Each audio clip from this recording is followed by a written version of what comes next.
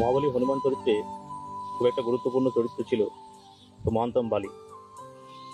আরেকটা হনুমান রাজ্যের মানে আপনার বানর রাজ্যের, ওই বানর রাজ্যটার নাম ছিল কিষ্কিন্ধা।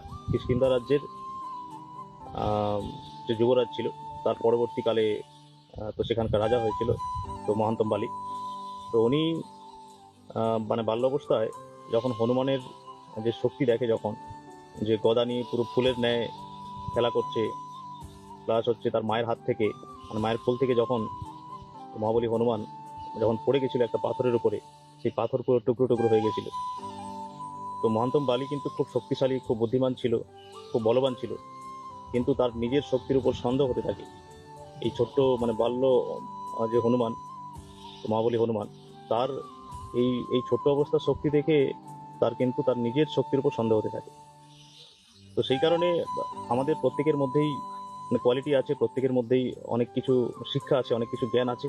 আমরা কখনোই অন্যের দিকে তাকাবো না, আমরা নিজেদের শিক্ষা জ্ঞান আরো কিভাবে বাড়ানো যায়, আমাদের ছোট ছোট ভুল থেকে কিভাবে আরো শিখতে পারি সেদিকে যদি বেশি ধ্যান দিই, তাহলে নিজের শিক্ষা বা নিজের জ্ঞান, নিজের যে শক্তি, তো তার উপর কখনোই সন্দেহ হবে না।